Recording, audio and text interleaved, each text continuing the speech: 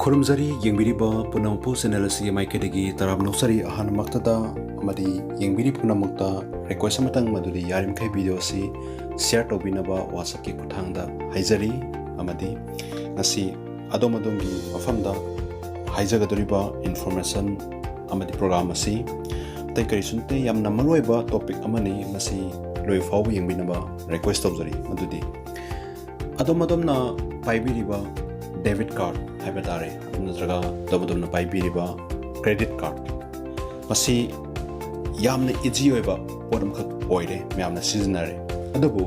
masigi nungaiba amadi masigi ekoina sokpa yaba masina ekoida fazana section asin natragadi ekoida mangzaba yaba khara lai madu matangda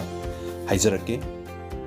adudi karino haikanda ekoigi india da haibadare india da ekoigi debit card si chaurana makhal taruk khak sizinai koi india da makhal taruk sinabasigi manungda mingoina khatang panjaramge madudi ahanbada visa debit card haibama adani subada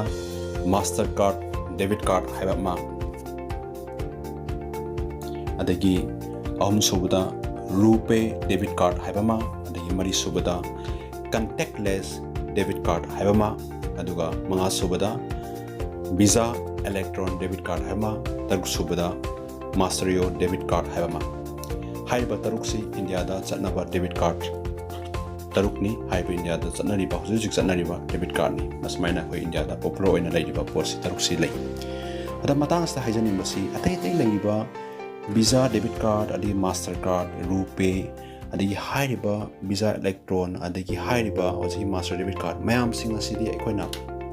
adom pot lai matamda any mall amada sangsi natraga any dukan amada sangsi sang matamda akoina adom thingnabirani swiping machine haitare ko swiping haiba card adu insert tawraga card adu chingaga adom makhan thingnabiramani adom ubiramagani adudida adomna card adu chinga matamda adomgi pin number du nammakanda haiba transaction adu adomna tawbiba thingnabiramagani adomna to mina tawbusu adomna thingnabiramani ada matang asta haiba sing asidi swipe tawraga pin number madar ka poy ada matang asta khwaidagi yamna sathiba koina video sigi marakta koi ucharake roibda haiba tare komaina tawraga posi yam laina tawi habase ucharake masida mangba yabase adomda masida koina panjagi bada contactless debit card anamka panki mari sobada contactless debit card haidana ada haiba debit card sing si aikoina koigi india gi haibata india gi asau soba bank sing haibata di karina khanda sbi adi access bank adi hdfc bank haiba sing asida contactless debit card si issue tawi haiba contactless debit card si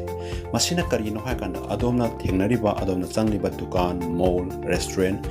anatraga any thauhan pham haidare ko hamduda changmatamna haiba contactless debit card sina swiping tawdaba haidare haiba machine duda swipe sung tawdana pin number su namoida swipe su tawroidaba card duda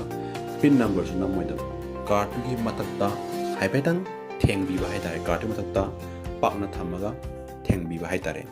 thenga kanda adomna tariba bill du amount du transaction du taw haidare somai taw posina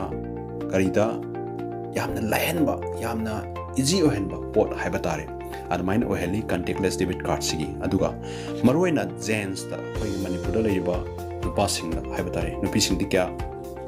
koi gi back pocket da habna de samna haibada adumna jeans set pa ri formal set pa koi gi passing anamba koi even akoi fawo tawi madudi kaina kana adongi back pocket da hapa matamda yamna section hapiyo maramni masi sensor haibadare sensor ki kuthangda natraga web ki kuthangda high port si communication tawa port am khangni masida high bill si thiba ya kanambor kanalumi amana port leiraga adongi back side ki adongi habiba purse the any card hoji habiba card tu yawba taragadi high bill du adom isa khangdana bill adu thigi ba yai sumaina thigi ba yabi port lei video da matem khak ucharake kamai tawbono haibadu social media thing posi hawi adu koina phangakadi adom ai available ohelake videos hapsarake sumai tawduna yaribamakhei hairiba card asi sindaba taragadi adongi back pocket da hapiganu any front pocket habatare front koi free toy go front pocket panba lai aduga natraga mamang da lai pa khigi any pocket am da hapiu maram di kaino na tungda tawa posidi adom na udabanina mamang da lai ba potu da hapi na hona view hairiba pot asi mamang da lai pot da hap taragadi kanau man adom dagi setting topa machine thiraga paisa bill thining ba ani kanau man adom dagi running ba hairiba machine da tu paira la adamai toba yab lai maram di kaino kanau ba mana adongi hana pot am lai re mall do the restaurant do the samna habada adu haiba pot adu kana mamna pot ama chare matunda adom ki account dagi adom ki bank dagi paisa thening mata ga di haiba machine da pulaga adom ki back pocket ki brand do da kitang nak tham matam na haida bill adu thiba haiba dare samai to han ba yabi condition lai adama tans da panjaning ri mayam da kaino kana adom na seasonal pa card to contactless debit card kumba madugi facility yauba taragadi adongi bank sing sun hangbiu aingonda pijariba card si contactless debit card la marangni swipe tawdu siaba card isu tobi bra aingonda pijariba card sida hangbiu kay madugi haiba card tu adongi facility de potu yauma taragadi haiba problem si adonda so dana thengnagani khali maramaduna ikoina asigi video sida program sida ikoina uchaningi badi karino hakanda haiba sinariba debit card mayam si manamda contactless debit card si yamna khwaidagi easy oiba pin number na mathau ta daba amadi akhoi haiba swiping da swipe su tawdaba adamai do card du ju thinjan da bhaita machine da amai to pin number sun da smai tawdana yamna easy do oiba duga yamna su section sinandra ga di adom dagi bill kya kya mangma ya balai aduga amanda tenta na matiam ka panjarang ye madudi karin hakanda masida yamna fa facility ma si ekoina fangi aduga atopa mana karin hakanda haiba podasi subnagi limit p nongmada or smaina thamada haiba tarage ko smain lay maramdi lising amadi henba daba ani degi henna tawba daba haina limit am khaklai masigi limit sina adom degi mangba taraga so laklom de mangroi adu adom degi yamdra de lising ani gi sangdi mangani amtang bil sing matam smain lay adun high report se karino ha kana bengna smaina problem thropa ya bagi sang lay buduna maram warga hairbagi limit to pirambani khali adamaina lay aduna yaribamakhei adom dongi friends singda manabi singda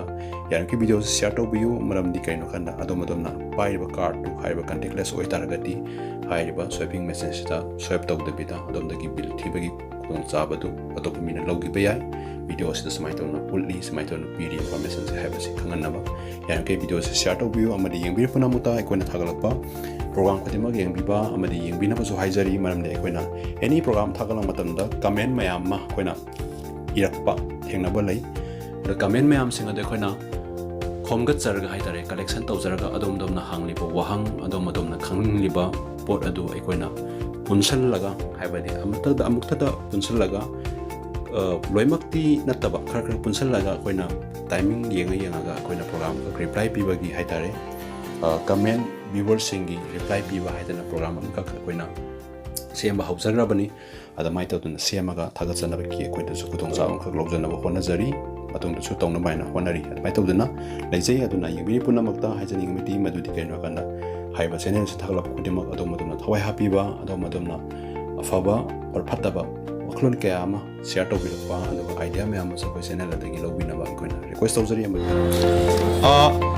machine sida leire machine ji sumaina tawa machine ni ado hozik mayam gi example hai batare mayam kumai tawo no hai bado card gi purse gi kumai kakke hai bado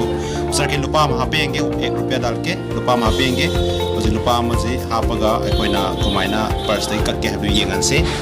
hozik yengan ge baya gi hai batare koi baya ji gi maning da hapke magi purse hapa lai rabne card se sumaina yenge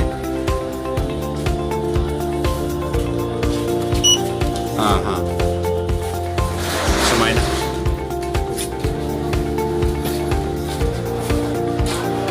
दोबारा कीजिए तो अभी दोबारा करेगा याग्रे receiving तौरे समाइना receiving अन थोले ऐसा थोले समाइ तौदना याई sumai tawduna sigi card sidagi akoina ngatangi di haiba tare ngatangi di si paisa khoi bill payment tawgiba dum yagani aduga adomda paisa mangani sumai tawduna